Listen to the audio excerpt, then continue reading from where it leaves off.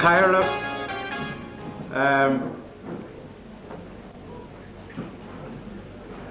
Efegina Cunja, an Claire Uramani, Aik Onorica, August Corja an Cumman, Ismain Lum Farah, na Falcha, a Corru, Craig Brunna Flaw, an Kid Vern, Pella Shincher an Kunde. Shearni, Gome an Raw, a Willimer ag Shul Lesh, the Himupti na Hopta Shaw.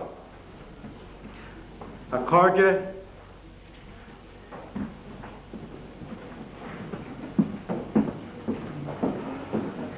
county officers, reverend gentlemen, honoured guests, friends of the Gaelic Athletic Association, I wish to extend to you a hearty welcome to our Centenary County Senior Football Team Presentation Banquet, and we hope that this prestigious function will be the tremendous success it is intended to be.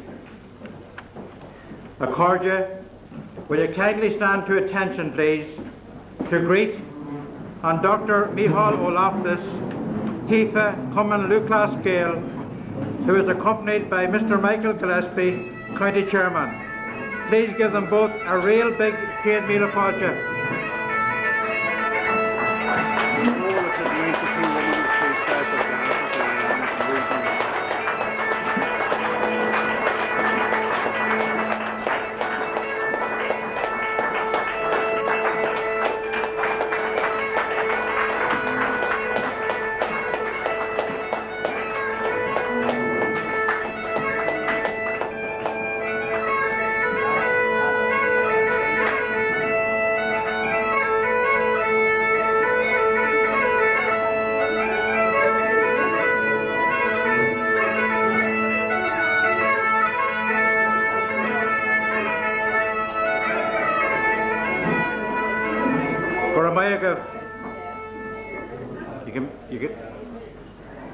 Accordia Gale, I now call on Mr. Sean McCormick to introduce to you Donegal's best ever team. Mr. Sean McCormick and Donegal's best ever team.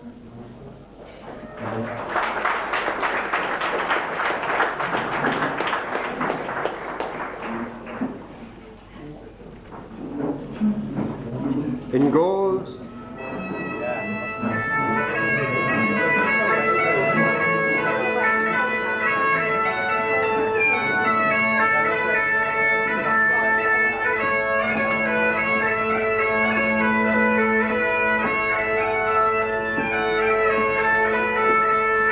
we have Seamus Hoare from St. Eunice.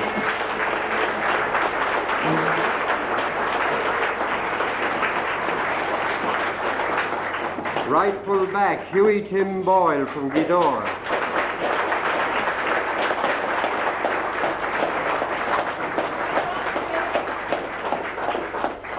Full back, Michael Melly from Ballyshannon.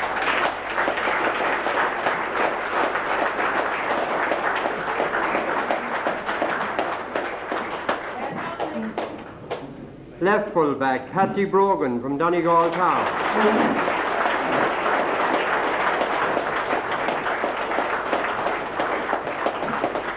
Right half back, Brian McAniff from Bundoran.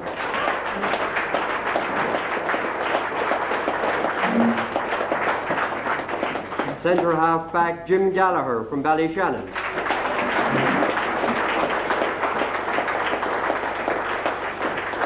Left half back, Father McGeehan from St. Eunice.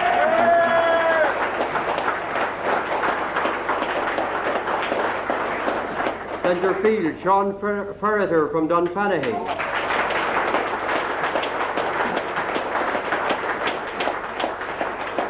Frank McFeely from Sean McCool's.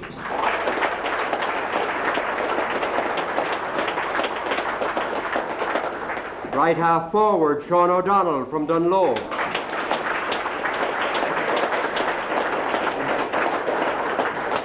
Centre half forward and representing his father, Tom O'Donnell from Dunlow.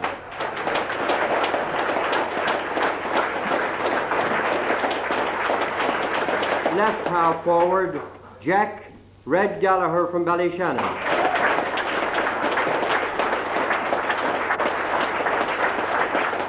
Right full forward, Neely Gallagher from Gweedore.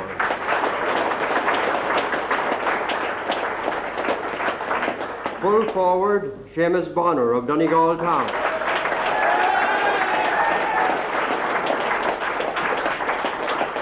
And a special welcome to a great lady, the wife of the late Hughie Gallagher, Mrs. Gallagher from Gweedore.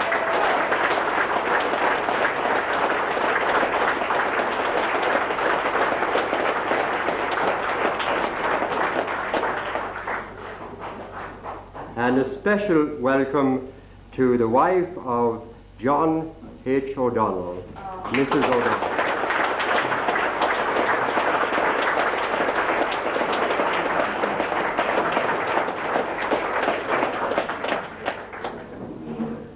And now could I call on Father Friel to say grace.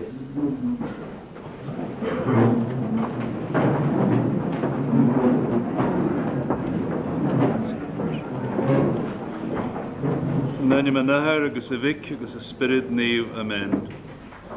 Bani sinne an cólúder an tioha lahar, bani an bia an seo roin, an ish agus a dálu. Amen.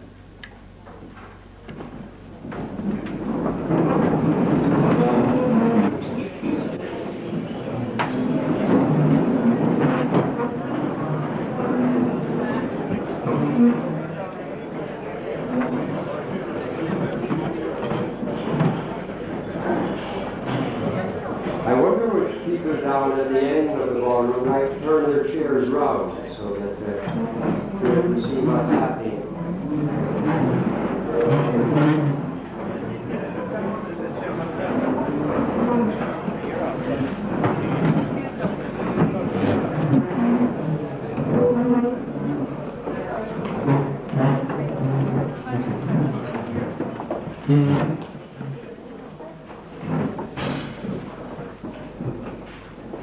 After on Tokab, a Cahirli, Huffigi Borden Conde,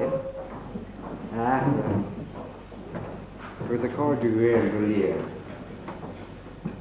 On behalf of the Centenary Committee, I would like to add our Kate Mila Falcha to Dr. Mickey and Mrs. Loftus for making the time to come here to be with us tonight.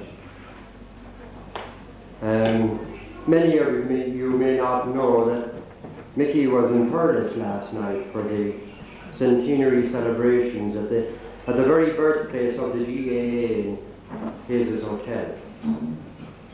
Tonight he is with us, and tomorrow he goes to Dublin to chair some meetings. And on Sunday he has the test match with the Australians. And he has another function on Sunday night, and so on. And that, in essence, spells out the measure of the man. Committed, dedicated, cultured. A man I have had the privilege of knowing for almost 25 years, both in a professional capacity and as a personal friend, I'm glad to say. He is one of those men whom Chesterton might have been describing when he wrote, "There are those who even in their youth seem to have existed for a long time. They bear the mark of the elemental things, the things that recur. They are as old as springtime, as old as daybreak, as old as youth." I would not know where to begin to list the achievements of Dr. Mickey Loftus. And a record of his achievements sounds like an entry in the Guinness Book of Records. A Mayo County minor footballer in the late 40s, Mayo senior team panelist in their All-Ireland winning years of 1950 and 1951, that magnificent Mayo team. Please God, they'll have another good one shortly. Captain of the Mayo junior team, which won the All-Ireland in 1957. All-Ireland minor final referee. He flew back from New York to do that. All-Ireland senior final referee on 2 occasions. Former president of the Connaught Council. Chairman of the immensely successful Centenary Committee. Chairman of the Rules Revision Committee. And while he was doing all that, he had time to take part in the raising of funds for the Rehabilitation Institute, and he and Mrs. Loftus raised no less than £30,000 when he was elected High King of Connaught 2 years ago. And I suppose it's no wonder he was elected Mayo Man of the Year in 1982. And now, the Supreme Accolade, President-elect of the Gaelic Athletic Association, and preparing to don the mantle of office at next Congress, to steer the association through the challenging mid-80s and to chart the course to the end of the century. He is well fitted to the task. He is the epitome of the man George Bernard Shaw had in mind when he wrote, "Some men see things as they are and wonder why. Give me the man who dreams of things that never were and asks, why not?" Mickey, 1,000 thanks for coming here tonight, for being with us. Be assured of our total support in the years ahead. May the road rise with you.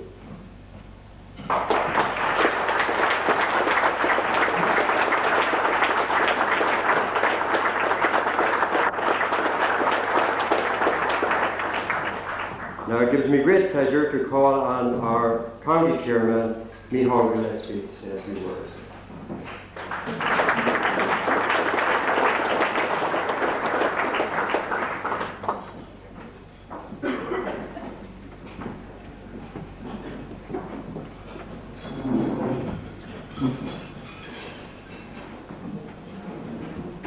Monsignor, Arútrain Topa, Michael O'Loughlin, all together the word McCondy, August Ian, Curran Falche, August Peter, Roe, Elig, and Shaw, Quakin Office, especially of the Shaw, and off. As was mentioned earlier, the Uachtaráin Topa, or the President-elect, Michael Loftus, is with us. It is not his first time in coming to Donegal, not his first time in coming here in relation to Common Lupas Gael. He has been here on many occasions with the referees and trying to upgrade their activities on the field. You are very welcome from Fort Fundy, Donegal.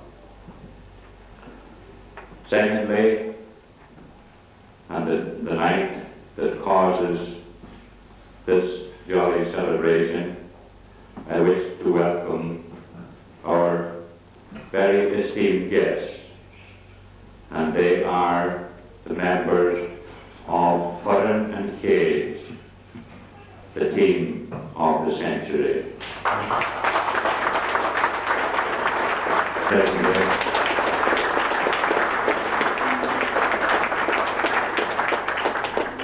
Presently Managing Director of Milford Bakery. Next on the committee is one member who has been elected or picked on the team of the century, and that is Sean O'Donnell, former team manager and a man with a long playing career and now acting county secretary in Donegal.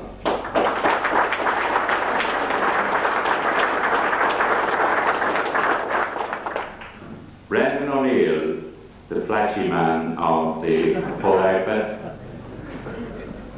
Brendan is originally a Derryman, and he is Donegal's representative, or one of Donegal's representatives on the Ulster Council at the present time.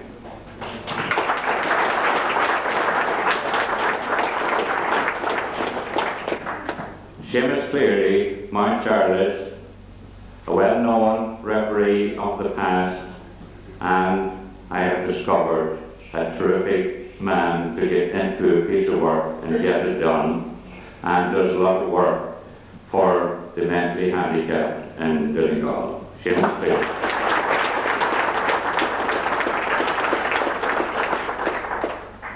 And last but not least of this committee, a man who has been county chairman, county secretary, delegate to Central Council, and works in Donegal here for, what period is that? Not social security, social welfare. Frank Muldoon.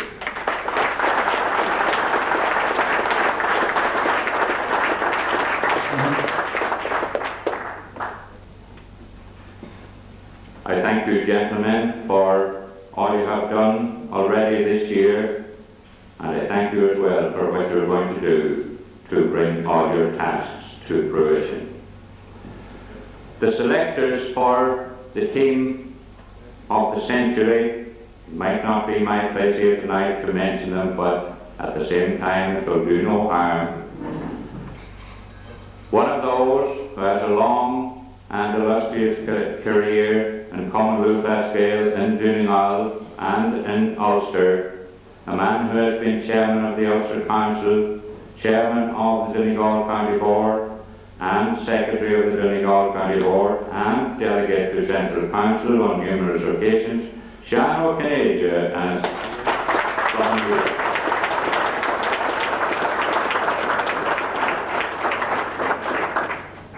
I don't know if the next man is with us here tonight or not, but a former county selector and has worked with the county council for a long number of years, now retired, Ben Griffin of Ballyford.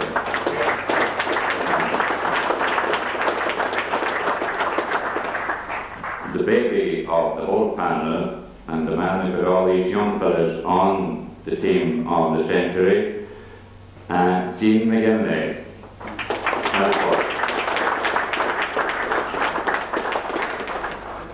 A man known to many people in GAA circles throughout the county, Sean Slevin, Ballyshannon. And Frank Muldoon.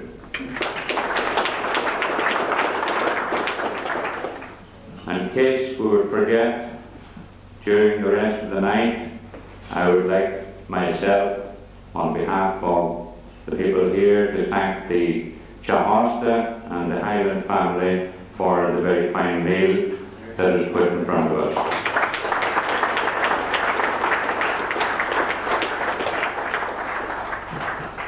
Of Zealam and Ish, and Uchter and Coppa, the President-elect, Michael O'Loughlin, Loftus, to come up and address you.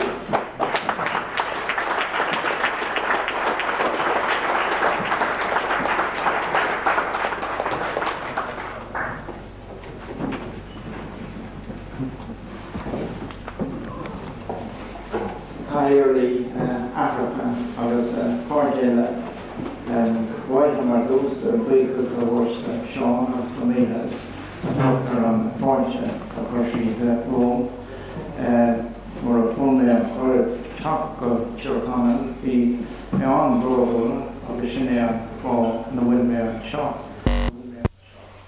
I was Shohea Kid, or Kid Coach, got Donegal, or town med såväl första kupplevet och ett special shot on dinner and kid of this.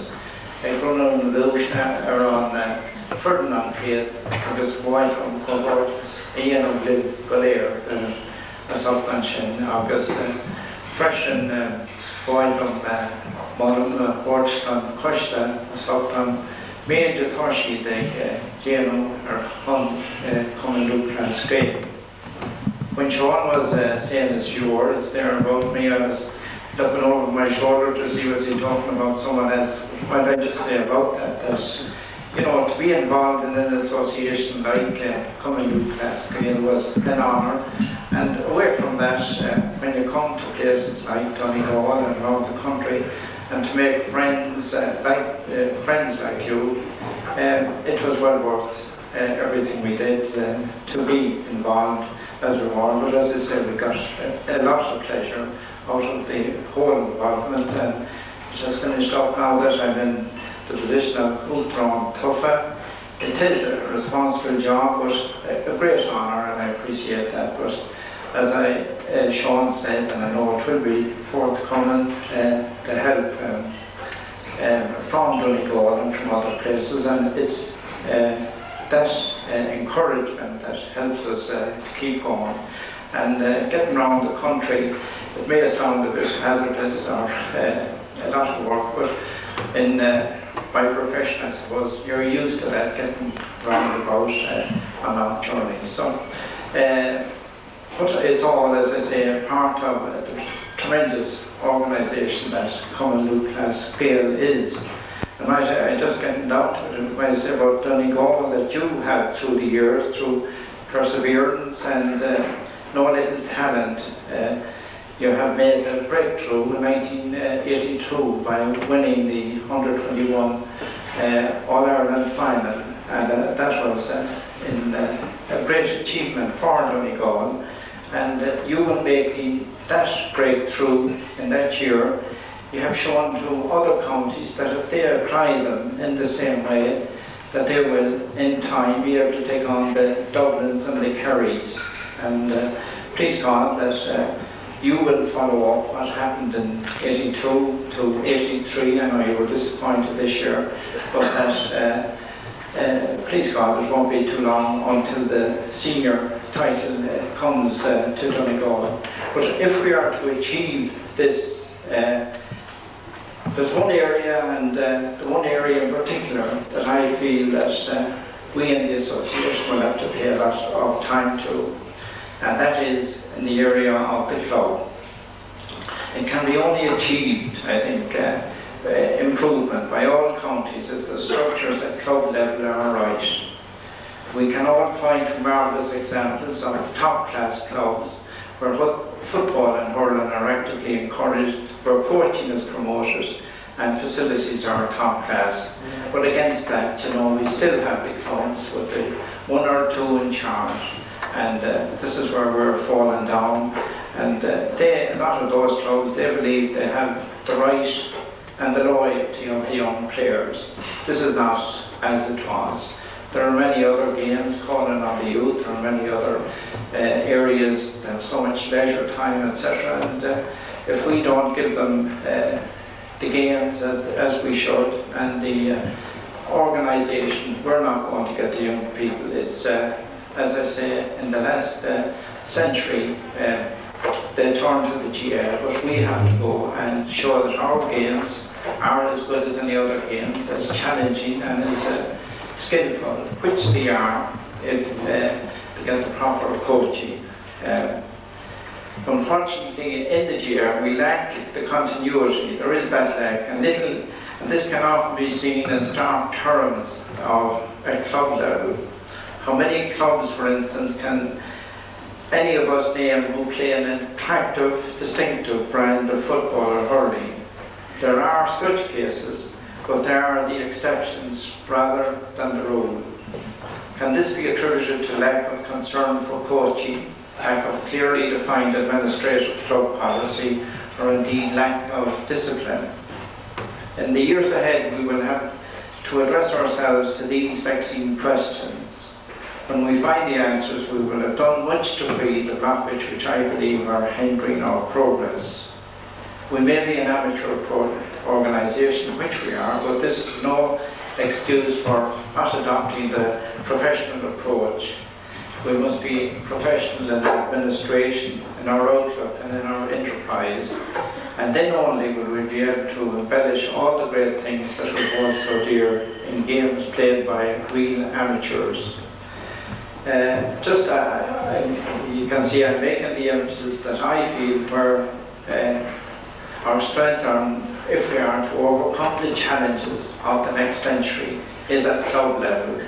We're now at the time of year that we have all the AGMs, and I would expect here that we have a fair cross section of the clubs, is that the clubs would go out at the AGMs this year, assess their structures and how strong they are, their weaknesses, and they would endeavour in particular in this year to improve where they feel there is improvement to be made, to get the aids that are available, and they are from the county. You have the manuals and the FOSS programme, etc., and endeavour to bring every club up to top efficiency. If the club is running like that, you're going to have everything is going to flow from all the football, hurling, whatever it may be, is going to be good. Naturally, the county is going to be good, and from there on, the association is going to be better. So, just that appeal, and the one message I'd like to bring home to Donegal at this stage is that, okay, to try and get the clubs to the proper standard. And as I have already said, if we do, our association is going to be much stronger in 100 years' time than it is now. When we met as a centenary committee earlier on at national level, we had 3 aims. The first aim was to recall the great occasions like Thurles yesterday, Carden and so on. And this we had done. We tried to remember the people who are involved, the players, the administrators. Occasions like tonight, we have those players who contributed so much to the association when they are remembered. And all our functions, it has been remarkable, have been of a very high standard. And they were all done at local level, shall I say, in Ennis and Ballina and so on, by voluntary committees, and we just said this is what the association is all about, the voluntary effort done properly, and it was tremendous what they did. If we had the professionals in, they couldn't have compared. But anyways, all the what they did in recalling those things has been tremendous.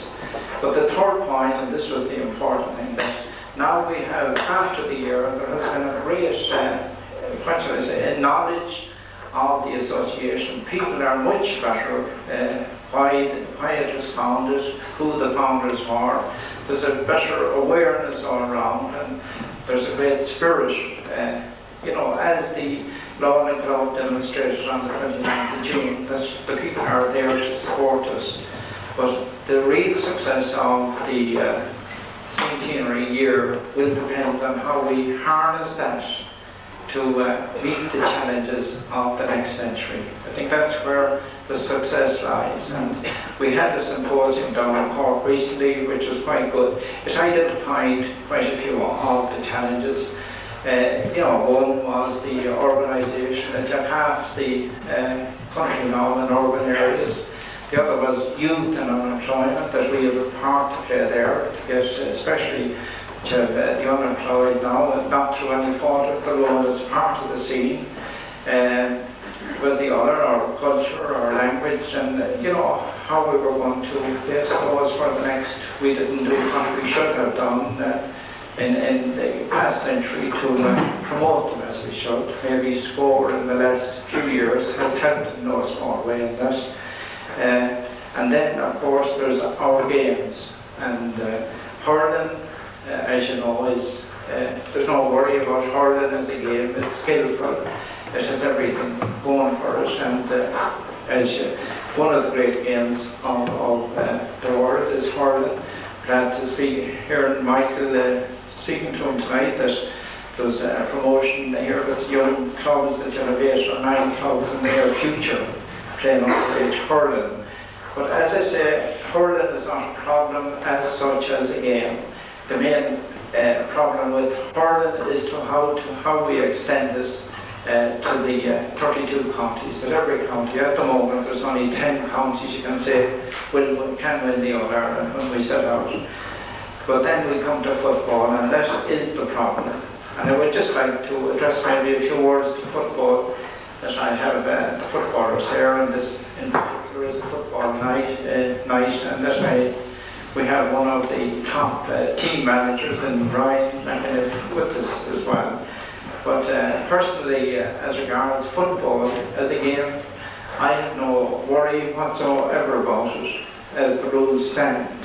And recently in the Mayo minor final, it was a draw, it was a replay, and there were two of the finalist games that anyone would ask to see as football games. The reason was that the young fellows went out to play positive football. They didn't want a referee at all, actually, and it was tremendous football that was played there. But I think that our team managers, it will be up to them, our players and the referees.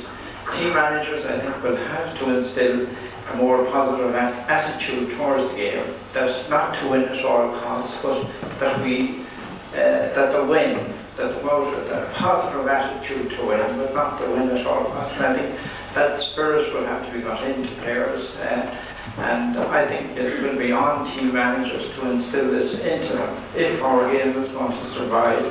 The other thing is to get players to play this within the spirit of it. Positive, of course, to go out again, to do everything they can to win, but to do it within the rules. It might be asking for too much, but I think we haven't tried, and if we do, we will get our game back to where it was. And the third, of course, is the referees.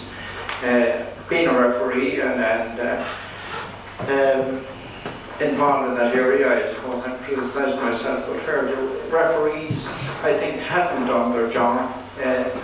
Maybe we were brainwashed to a certain degree that we just didn't know that we accepted that doing things in half a sense was okay. But I think it's up to our team managers, our players and our referees to restore Gaelic football to what it was. And I have no doubt that if we play it within the rules, it will come back to that. And if we do, as I say, hurling and football are central to our association, and particularly to get the youth involved. And this is the point I was making earlier, that our games are skillful, they're challenging, and this is what young people want. And if we offer them this, I'm quite sure we don't have to worry about any other games or anything else, and not in any way running down any other game whatsoever. There are people involved there, and they're doing their part in their game, but we have to show the young people that our games are as attractive, and if we do, the youth will come to us, and the country will support us like they have for the past 100 years. Those are just a few of the challenges that I see for the facing us in the near future. And when I come here to Donegal, I have no doubt but that support will be forthcoming. And I've had a fairly long association with Donegal, in that way, as Michael said, coming down here to a referees seminar. But I would just like to mention maybe a few small things that happened to coming to Donegal. I remember one of the greatest games I refereed ever was over in Ballyshannon between Donegal and St. Joseph's. It must be about 12 years ago. But the football I saw in Donegal that day, I wondered why you hadn't won an All-Ireland at that stage. The second incident I had with was more humorous. I remember one night, about 2 o'clock in the morning, Edie and I were after coming from a function. We were called out with the tip of Erris, 40 miles from home. There was a boat out in the harbour, and one of the lads on it, he was knocked unconscious. Anyways, we dealt with the medical side of things. It was way out at sea. But I remember just I got quite seasick, and I was coming off the boat then, and the lads were all Donegal, and they started to rid me about referees. It was the time, the famous incident with Evan Moulds and the penalty got home. But while I said this, it just shows you how the GS was out and I had this connection. But I remember I was getting off then, they said, would you like 6 hurling? And the last thing I wanted to hear was hurling at that stage. But I took them because I thought it was the tradition, but I'll never forget the ribbon they had at me as a referee. And the third incident was when I refereed the Ulster final way back, I think it was 72, and it was a brother of Frank McFeely's, was the captain. I remember just before the game he came over to me, he says, "Will you hold this?" And I said, "Sure." But he had unscrewed a tooth and given it to me, and during the game I remember I was afraid I was going to lose it out of my pocket of the game. But as I say, again, it's a pleasure and an honour to be here with you tonight to celebrate this great occasion.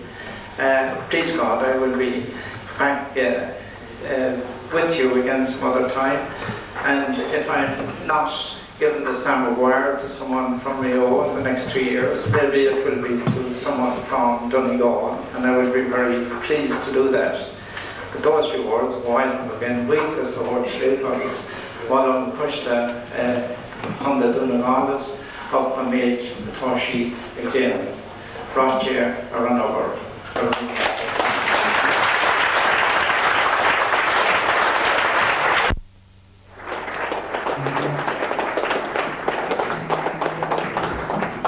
Thank you very much indeed, Dr. Loftus.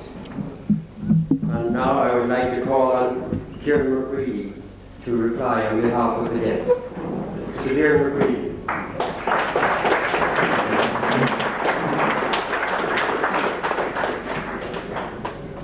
Monsignor, Kyle, Othagi from Humbe, I was a hard to go in Golair. Shouldn't be good at the books and it gives me great pleasure to reply to the toast of the guests.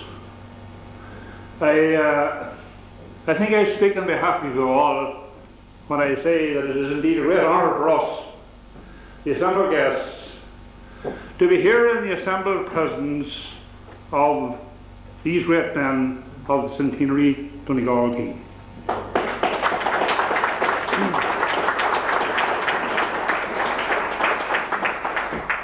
Now in this regard, I feel that I should pass on your behalf a hearty vote of congratulations to the Centenary Selection Committee, who did a magnificent job.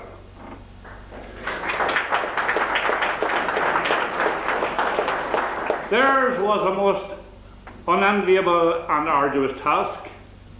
They rose well to it, and they did their job very well. They produced a team that has met with universal acclaim, and the honours rest rightly and justifiably with each individual that they have chosen.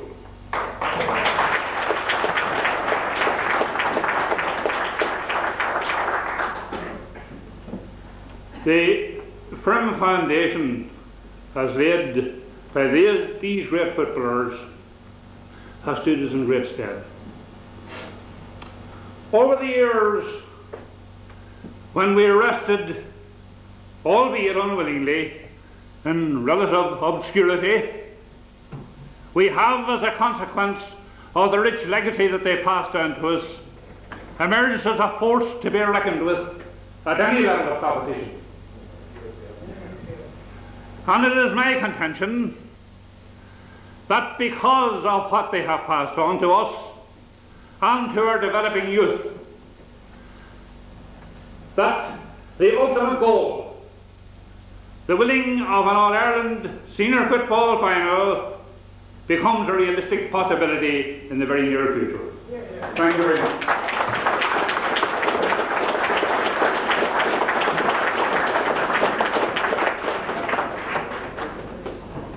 Thank you very much indeed, Kieran. And I must apologise.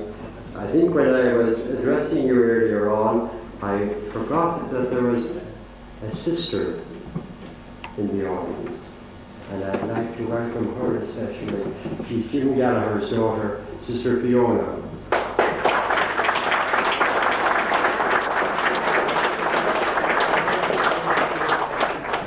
And now we come to the important part of the night, and that's the presentation to the Centenary team.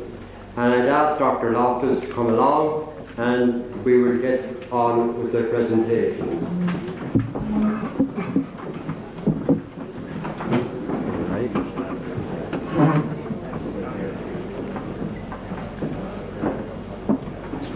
Within goals we had Seamus Cleary. And Seamus is the longest serving goalkeeper Donegal has ever had. 1953 to 1969. He made a stunning 168 appearances in the county jersey, a record unlikely ever to be equalled. A physical fitness addict, Seamus was renowned for his lightning reflexes, his keen eye, and the intelligent cutting down of the opposing forward's chances. County championships, McKenna and Lagan Cups, Ulster Senior Championship medals are all in his trophy chest, which also includes 3 Railway Cup medals, 1 with Ulster. A model for any aspiring goalkeeper, ladies and gentlemen, Seamus Cleary.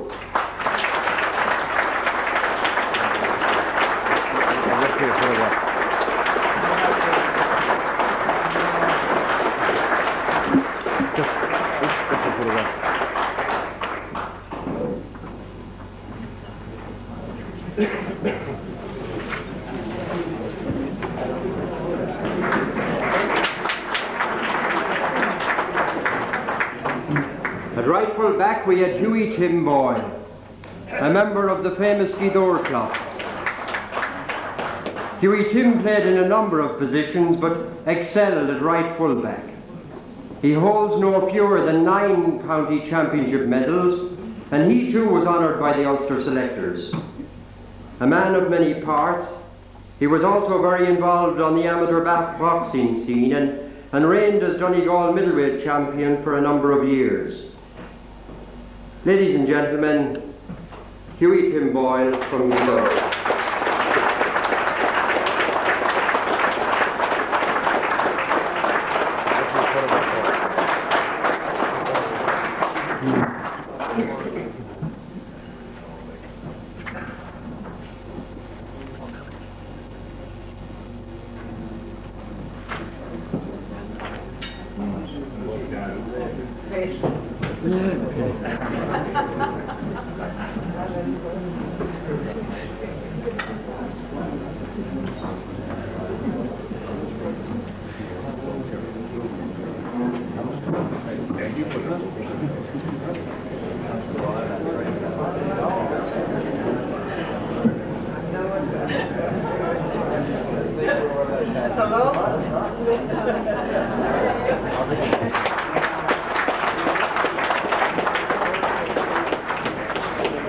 And full back we had the one and only Mick Melly from the A Rule Club in Ballyshannon.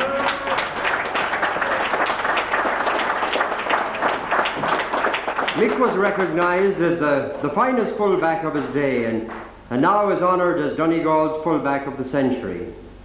Selected by Ulster in 1938 and playing alongside the great Jim McCullough of Armagh and Big Tom O'Reilly of Cavan, he was singled out in newspapers' reports of the day for his matchless skills of high catching and long kicking. Mick's talents have extended into public life, and he has served with distinction on the Donegal County Council, including terms as chairman of the council and chairman of the North West Health Board. I've heard it said that he was so surprised with his selection that he fell down the stairs. But he's here tonight anyway to pick up his prize.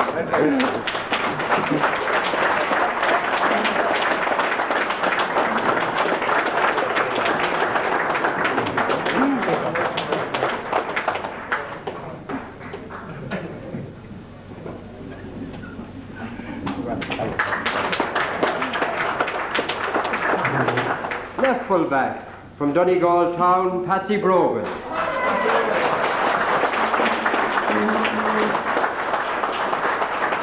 One of the most versatile players of his or any other day, Patsy thrived on the rigours and responsibilities of centre half-back and was rewarded for his versatility by being selected at full forward for Ulster. Big Patsy's greatest hour? No doubt about that. Against Cork, in the National Football League semi-final, Croke Park, 1952. A memory that is cherished by all who were lucky enough to be there, Patsy. A display that was acknowledged by the great Eamon Young as one of the finest displays he had ever seen. Ladies and gentlemen, Patsy Brogan.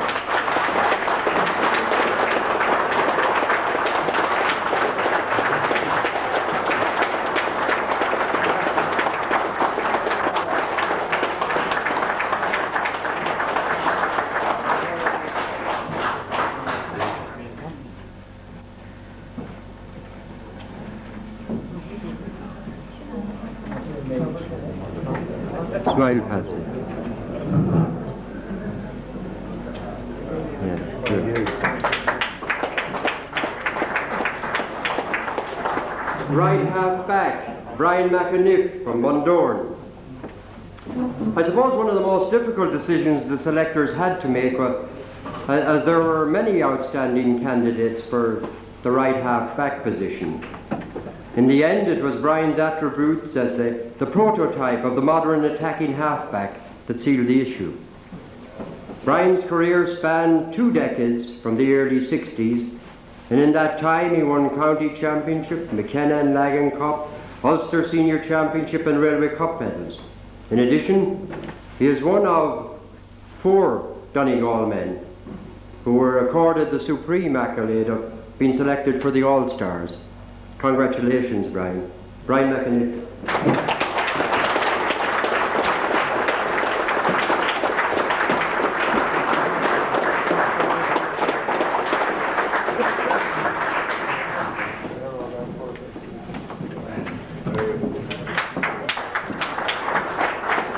Centre half back, Jim Gallagher from the Airua Club in Ballyshannon. A man who I had the pleasure to play football with over many years.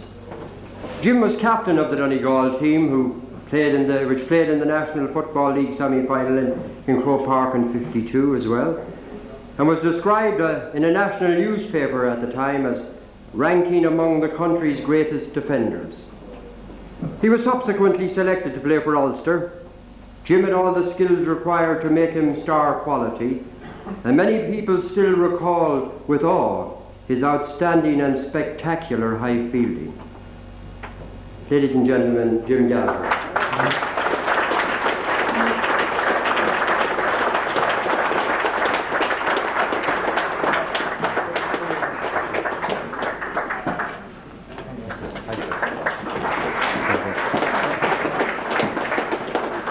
Left half back, the one and only Father McGee.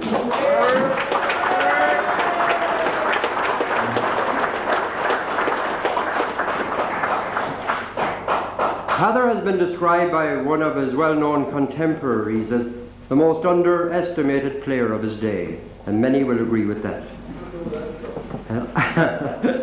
An assessment with which the selectors of the best ever team were clearly in accord with Father. Sean O'Donnell has gone on record to the effect that it was one of the unexplained mysteries why Father never gained the recognition he deserved at interprovincial level. We hope that this singular honour will in some way compensate you, Father, for the previous disappointments. Donegal pays tribute to its greatest ever left half back of all time.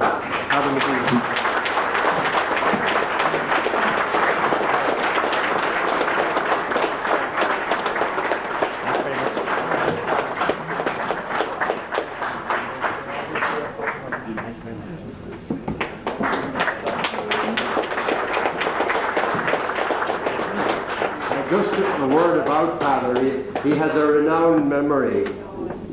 He even remembers the day in 1951 when Ballyshannon won a senior championship by a point, but recalls the referee only played 24 minutes in the second half. he still can't believe it. Centre field, Frankie McFeely from the Sean McCool Club.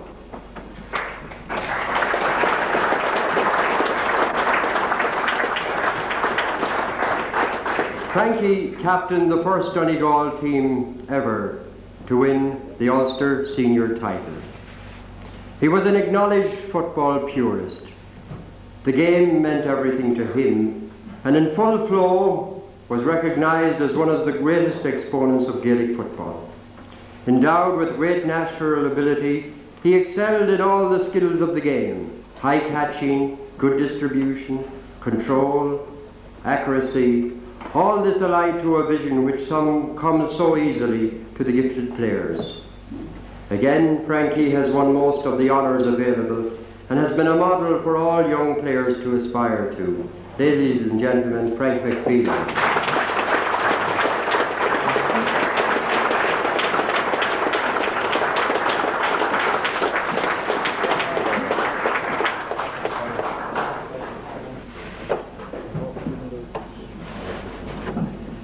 Keep the teeth in, Frankie.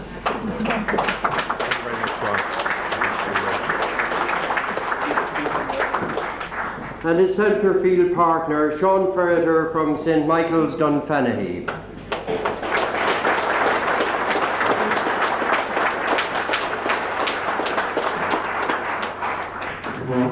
I know that many won't believe this, but Sean played his first county game at centre field alongside me, and he even managed to play well in spite of that.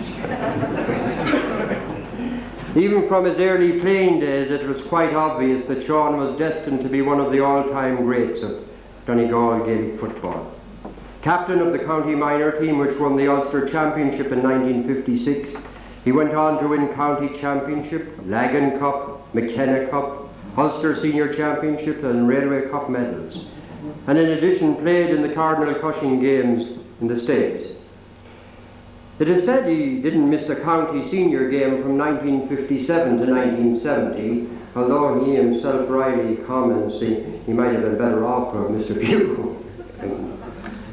A national journalist at the time described his midfield duels with the famed Ray Carlin of Cavan of Ulster as the clash of titans, and I think that's a pretty good summing up of it. Ladies and gentlemen, a great athlete and a great gentleman, Sean Ferreter.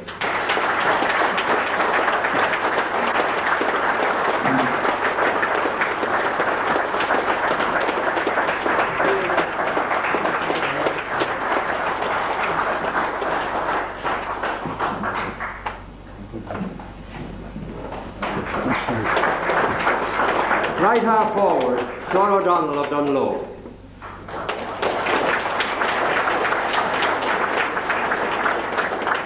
I think, with some justice, Sean has been described as one of the most elegant and complete all-round players Donegal has ever produced.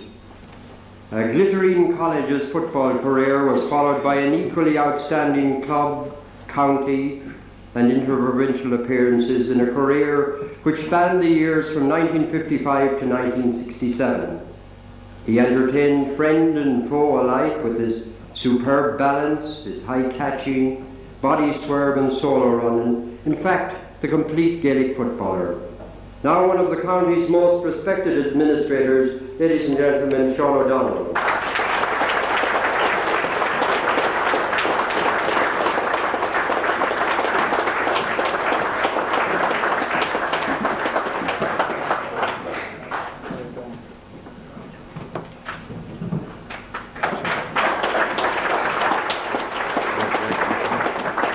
Centre half forward, the late great John Hugh O'Donnell of Dunlow.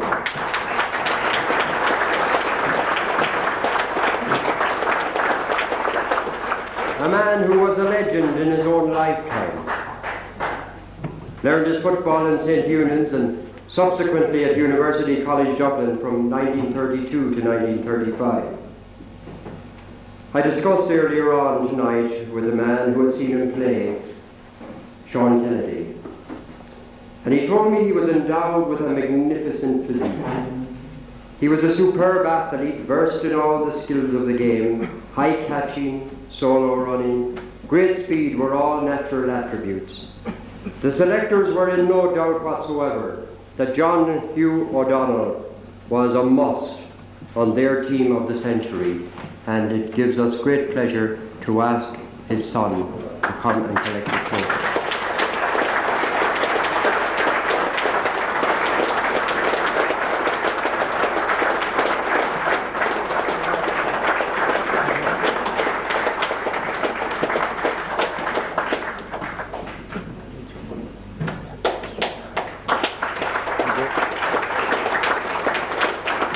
Left half forward, Red Jack Gallagher from the Aero Club in Ballychannon.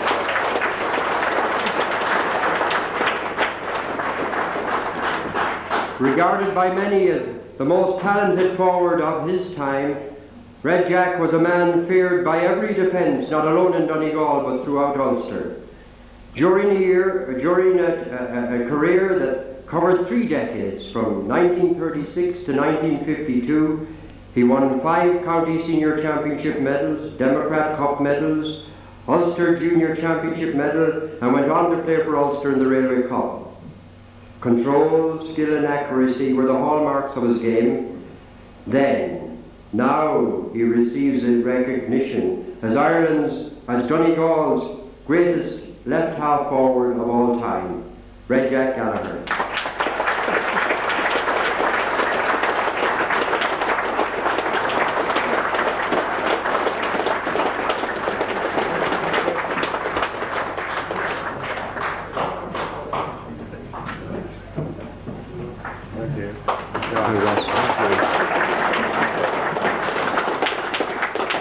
Right corner forward, Neely Gallagher from Gidor.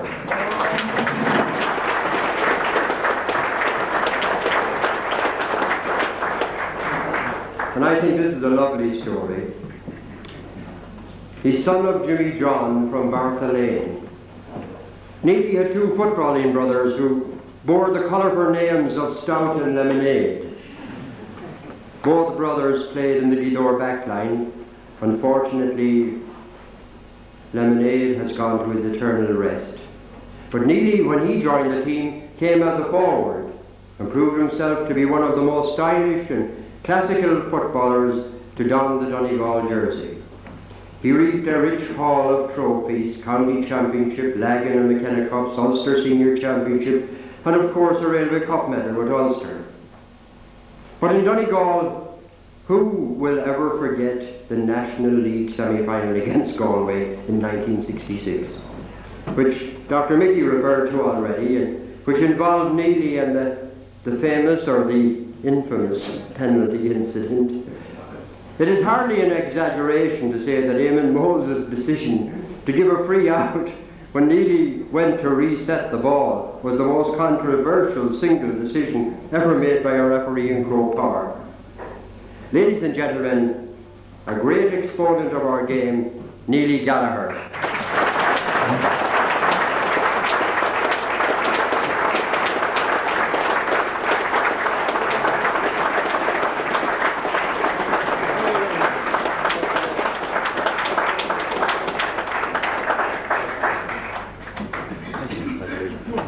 Full forward. Seamus Boner, 4 Masters, Donegal.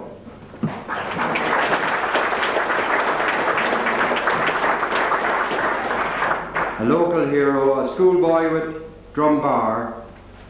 Seamus first wore the county colours as a minor in 1967 and very quickly graduated to senior status.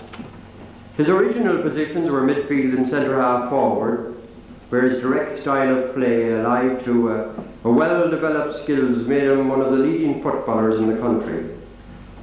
During his career, he too won McKenna Cup and Ulster Cup championship medals, represented Ulster at interprovincial level.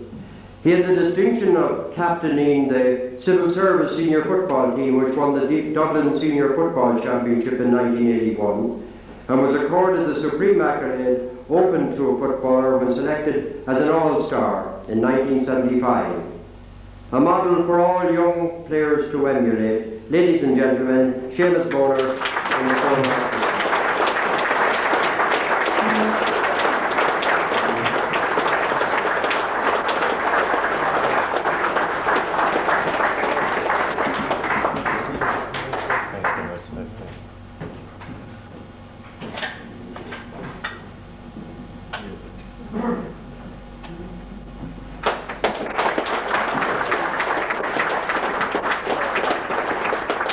And finally, though certainly not least, the late, great Judy Björk Gallagher.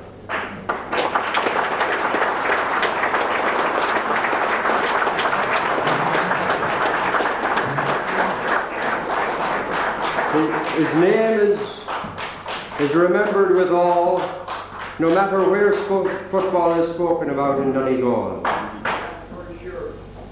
An outstanding athlete who had a great positional sense, renowned for his accuracy and control, he was, despite his lack of inches, a great fielder of the high ball.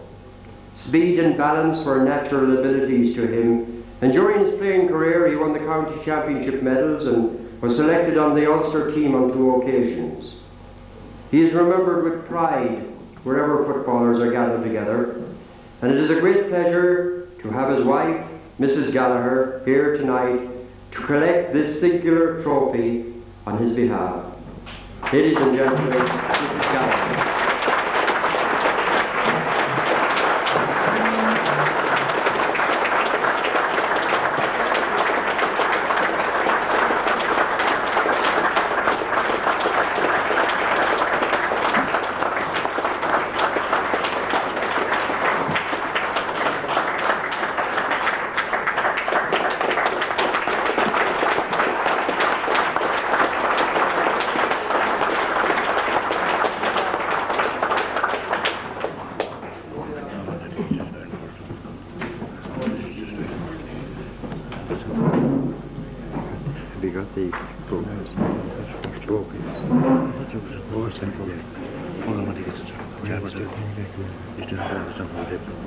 And now I would like to introduce to you Mr. Danny McMenamin from McGee and Company, Donegal Town, who would like to make a presentation to Dr. Loftus on this, the occasion of his visit as President-elect of the GAA, Donegal.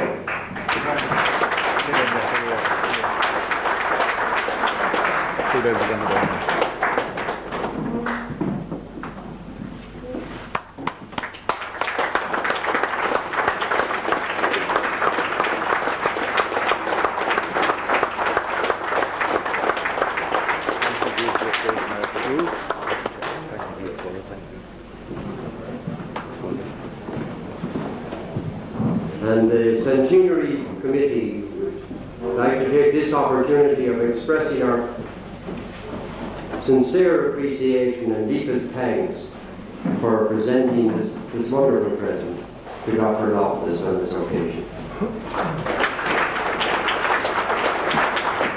And now we would like to present something to the ladies. And I would ask Maureen to present a bouquet of flowers to Mrs. Loftus. Thank you very much indeed, Mrs. Loftus.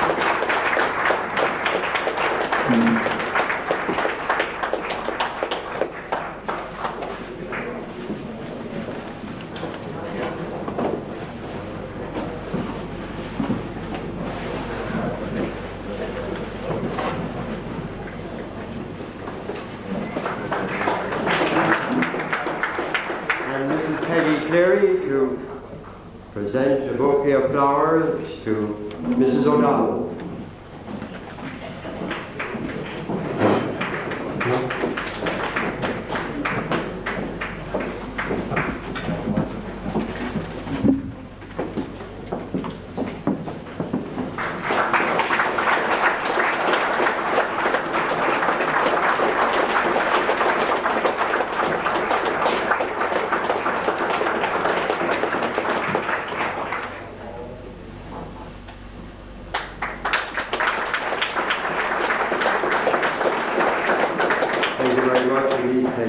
And Joan will do to make a presentation to Mrs. Gallagher.